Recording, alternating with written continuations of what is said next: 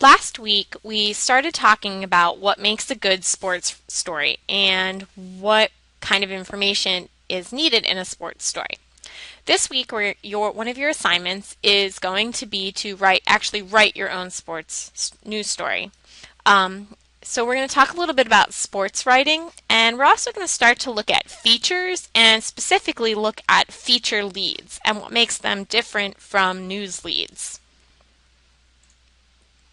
A little bit about sports writing. A good sports lead contains the following things: a highlight of the game, the two teams who were involved, the type of sport that's being played, the score or the outcome of the game, when the game was played, and where the game was played. So, unlike needing the 5 W's and H, a good sports lead needs this type of information, because some people may only read your lead, and if they only choose to read your lead, they would have what they need to know at a minimum about the game.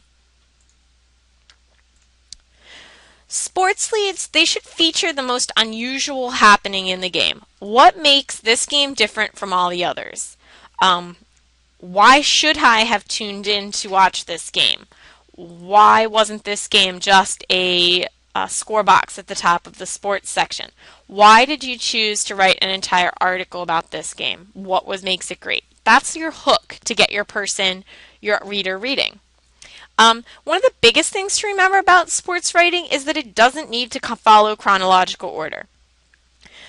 Simply because there are 4 quarters and you start with the beginning and with the first quarter and it ends with the fourth quarter doesn't mean that you need to start your story at the beginning. Start with where it's interesting. Give me the things that are going to make me want to read your story. Then go back and summarize the other parts of the game. So we don't need to follow this chronological order. Here's an example of a sports lead. Quarterback Jack Cash and tailback Greg Miles scored 3 touchdowns each as Cash passed for 317 yards and Miles rushed for 187 in Crickwood's 55-29 romp over Avila last Saturday at home.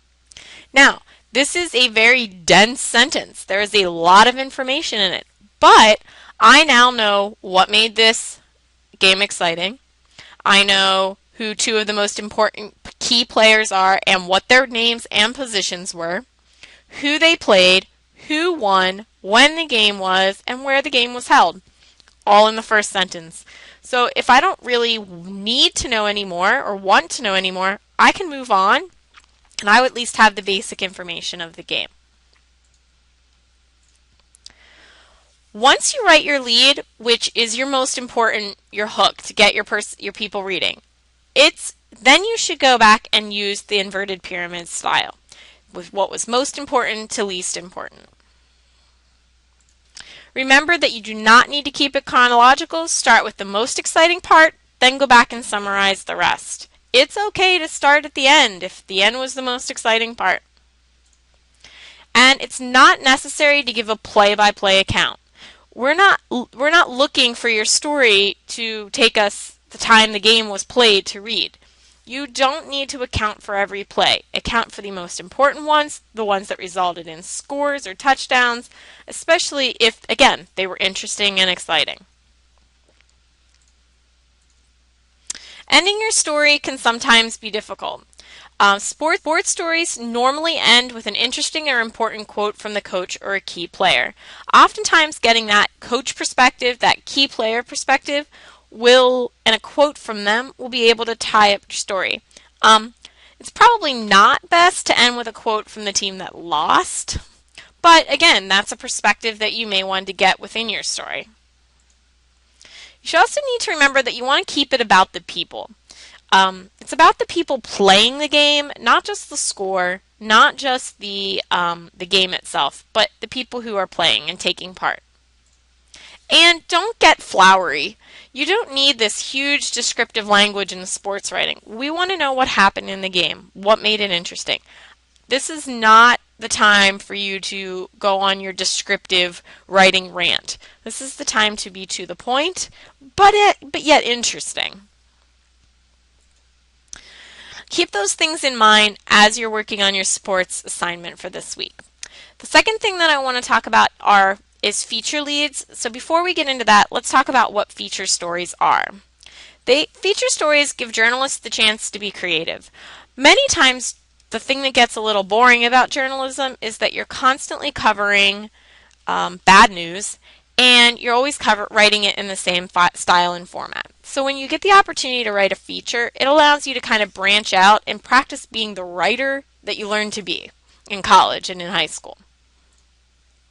It lets you delve into a topic of interest to the average reader. So you're not going to be covering necessarily news. You're going to be covering topics that your readers would find interesting. I've written feature stories on events. I've written feature stories on places of interest within the town or within the city that people might, or even people, make great feature stories. They're meant to inform the reader of an event, a situation, or an aspect of life. So the whole idea of a feature is that it's current, but it's not hard news. It's something that I'm interested in, but maybe that I don't have time to find out about on my own. Feature leads are very different than hard news leads. A summary is not always the best lead for a feature because we're not giving you news, so I don't need to know the 5 W's and the H. A lead block of 1 or 2 paragraphs often begins a feature, so they're often a little bit longer. Rather than put the news elements of the story in the lead, the feature writer uses the first 2 or 3 paragraphs to set a mood, to arouse the readers, and to invite them inside. So the whole idea of a feature lead is to hook your reader into wanting to read the rest, because feature stories are often much longer than the rest of the stories in a newspaper. Feature leads, there's a lot of different kinds. Some feature leads tell a story. So you start with an anecdote about your subject. A special time they did something, something that is going to show rather than tell about your subject. Sometimes feature leads cite a surprising statistic. Oftentimes, if you shock the reader right away, they want to understand what's going on, so they're going to read more. Sometimes they find a new twist on a common phrase. So, you hear like winners never lose, or, winners never cheat, or something like that. And instead you twist that around, and that will pique some interest. They often can relate to a topical theme. So if there's something that's very going on in your community that's of great importance, then your lead should maybe connect to that in order, once again, to create some interest. They can make a strong declaration or a strong statement, because anytime you make a very strong statement, people are going to feel very strongly either in agreement with you or in opposition to you, and that makes people want to read. You can contradict conventional thinking. So if everybody's thinking about the same lines and you go in the opposite direction, again, that piques interest. And pose a question. Sometimes just offering up a question and then maybe the answer in your article will pique some interest. Above all else, when it comes to feature leads, be creative. Don't be boring. Think about how when you're writing a short story or you're writing an essay, your teacher asks you to hook the reader, to get them interested before they start reading. That's what feature leads are meant to do. Some examples of feature leads. At 4:30 a.m. an alarm buzzes and Samuel Powers' hand frantically reaches to shut it off. By 5, he's fully awake, dressed in a pair of navy blue running tights, a t-shirt that reads Boston College Track Club, and a fleece-lined Farmington High School warm-up jacket. The temperature outside is a mere 31 degrees, but Powers plans on running 8 miles anyway. So in this one, we're describing the situation, the time. We're trying to get you interested in, okay, who is this Samuel Powers guy? Why is he running 8 miles at 4:30 in the morning? And, what's going on? This piques your interest with a little description and story. A pair of worn blue and silver Asics running shoes wait eagerly by the front door. A microwave beeps, signaling that a hot bowl of oatmeal is ready for consumption. A Garmin Forerunner 305 running watch sits patiently on the kitchen table. So again, we're describing the scene. We're setting the mood. Okay, why should I care about these things? Feature stories read much more like narratives than hard news stories. That's really the biggest thing to keep in mind at this point. Here's some additional different types of feature reads.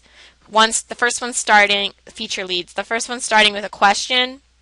So take a minute to read that to yourself. The second one is also a description. This one using a person profile. They're going to interview or talk about profile Diana Ross, and this is the description they choose as their lead to start the story.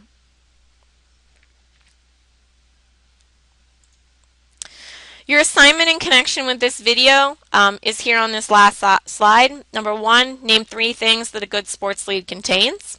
Number 2, why is it not necessary to write a sports story in chronological order? Number 3, what is a feature story? And 4, how is a feature lead different from a news lead?